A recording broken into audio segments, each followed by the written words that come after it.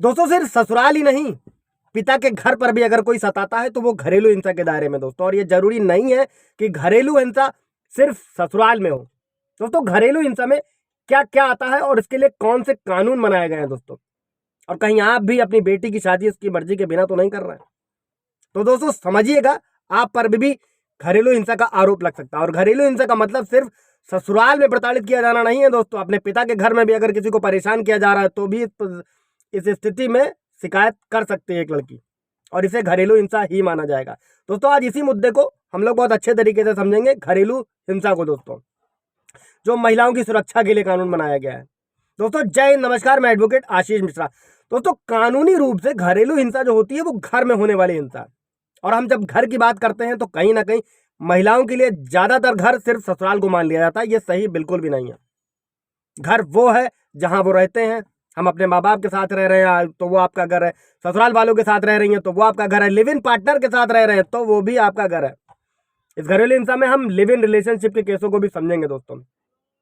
Like कर दीजिएगा, share कर दीजिएगा, मेरे चैनल को सब्सक्राइब कर दीजिएगा, शेयर करिएगा ताकि इन्फॉर्मेशन और लोगों को मिल सके। अब दोस्तों समझते हैं कि घरेलू हिंसा अधिनियम है क्या। तो दोस्तों घरेलू हिंसा अधिनियम 2005 घरेलू हिंसा से महिलाओं को सुरक्षा देने के लिए बनाया गया था। और इस कानून के तहत घरेलू हिंसा के दायरे में कई प्रकार की हिंसा और दुर्व्यवहार आते हैं दोस्तों। और किसी भी घरेलू संबंध या नातेदारी में किसी भी प्रकार का कोई भी ऐसा बर्ताव या आचरण होता है जिससे महिला के स्वास्थ्य, जीवन, सुरक्षा या किसी अंग को कोई नुकसान पहुंचता है या मानसिक या शारीरिक हानि होती है तो वो दोस्तों घरेलू हिंसा है। आप समझते हैं दोस्तों शारीरिक दुरुपयोग क्या है महिलाओं के लिए घरेलू हिंसा में। जैसे मारपीट करना, थप्पड़ मारना, दांत काटना, ठोकर मारना, लात मारना, किसी भी तरीके का लैंगिक शोषण, बलात्कार, अथवा मान लीजिए किसी तरीके से बलपूर्वक परेशान किया गया, शारीरिक संबंध बनाया गया, किसी भी तरीके का वीडियो अश्लील बनाया गया है दोस्तों, या कोई अश्लील फोटो खींची गई है, किसी भी स्थिति में मजबूर करना, परेशान करना, अपमानित करना या उससे रिलेटेड किसी भी तरीके का व्यवहार करना, ये लैंगिक व्यवहार है और ये भी घरेलू हिंसा में है दोस्तों।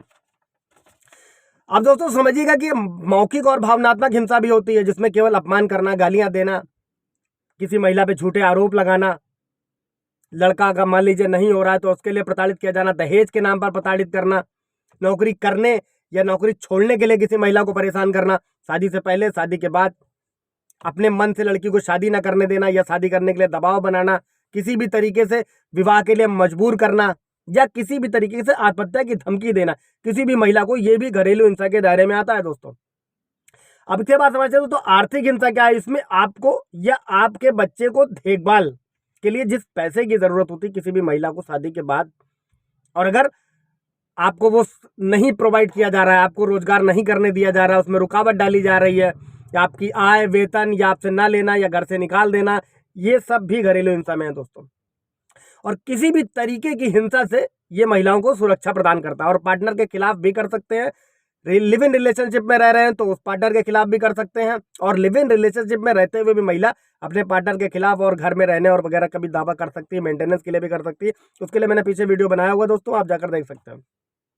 अब चूंकि दोस्तों जो पीड़ित महिला है और वो घरेलू नातेदारी में रह रही है, साझेदारी गृहस्थी में रहती है, इसलिए ये घरेलू हिंसा का कानून उसकी मदद के लिए है। अब एक चीज और समझते हैं दोस्तों कि किसी भी महिला के लिए छत का होना बहुत जरूरी है घरेलू हिंसा के लिए। इस अधिनियम के अंतर्गत महिला जो होती है वो अपने छत की व्यवस्था कर सकती है और छत के लिए मांग कर सकती है। उदाहरण के तौर पर दोस्तों जब हम ये कहते हैं कि महिलाएं किस तरह की राहत मांग सकती हैं, तो सबसे पहले वो अपने लिए घर मांग सकती हैं रहने के लिए। यानी वो जिस घर में रह रही हैं या जिस घर में रह रही थी वहां उन्हें रहने दिया जाए। महिला कहाँ कहाँ रह सकती हैं दोस्तों घरेलू हिंसा से पीड़ित महिलाएं? थाना, पुलिस चौकी, महिला आयोग, मानवाधिकार आयोग, कहीं पर भी शिकायत कर सकती हैं। 0 FIR की भी महिलाओं के लिए सुविधा है, वो किसी भी जगह पर रह के कहीं भी FIR दर्ज करा सकती हैं। अभी जो नए कानून आए हैं उसमें 0 FIR फिलहाल सबके लिए, मैंने पीछे वीडियो बनाया हुआ है, आप जाकर देख सकते हैं। साथ में महिलाओं के लिए कुछ हेल्पलाइन नंबर है, 1090 आपने पता ही होगा, 112 पता है, वन स्टॉप सेंटर पर भी आप जा सकते हैं। अब दोस्तों यहाँ पर जाकर आप किसी भी तरीके से महिलाएं अपनी शिकायत कर सकती हैं। अब मेन मुद्दे पर भी आते हैं दोस्तों कि अगर कोई महिला शोषित है या उसके साथ घरेलू हिंसा हो रही है और मुकदमे के लिए पैसे नहीं है, मुकदमा कैसे दायर होगा? ऐसे में महिलाओं के लिए क्या मदद है और क्या व्यवस्था की गई है दोस्तों? तो वैसे तो हर मुकदमे में पैसा नहीं लगता, ऐसी व्यवस्था की गई है क्योंकि हर तालुके में, हर जिले में जिला विधिक सेवा प्राधिकरण की स्थापना की जाती है जो कोर्ट के फ्रंट गेट पर ही होते हैं। नालसा अंतर्राष्ट्रीय स्तर पर है, मतलब सॉरी राष्ट्रीय स्तर पर है, नालसा स्टेट लेवल पे होता है, जैसे उत्तर प्रदेश में यूपीएसएलएसए है, डीएलएसए होता है डिस्ट्रिक्ट, और उसके बाद तालुके में हर जगह सुविधा होती है जहाँ पर महिलाएं जाके अपनी शिकायत दर्ज करा सकती हैं। इनके लिए निःशुल्क वकील उपलब्ध कराया जाएगा, निःशुल्क विधिक सहायता प्रदान की जाएगी। साथ में दोस्तों घरेलू हिंसा से पीड़ित महिलाओं के लिए जो संरक्षण अधिनियम 2005 का कानून है, जिसके तहत एक पैनल भी गठित किया गया है दोस्तों। जब भी किसी महिला के साथ किसी भी प्रकार की घरेलू हिंसा होती है, एफआईआर दर्ज करा सकती है, कानूनी सहायता ले सकती है निःशुल्क डीएलएसए के जरिए। इस पर भी मैंने पीछे वीडियो बनाया हुआ है कि आप फ्री में वकील कैसे ले सकते हैं। जो भी जरूरतमंद है, गरीब हैं, कमजोर है, इनकी इनकम कम है, महिलाएं हैं, बच्चे हैं, इनके लिए सरकार ने जिला विधिक प्राधिकरण ने नहीं सॉरी जिला विधिक परिषद ने निःशुल्क न्याय की व्यवस्था करी है दोस्तों। कोई और सवाल जवाब होगा पूछेगा ताकि मैं आपको इन्फॉर्मेशन दे सकूं। Thank you.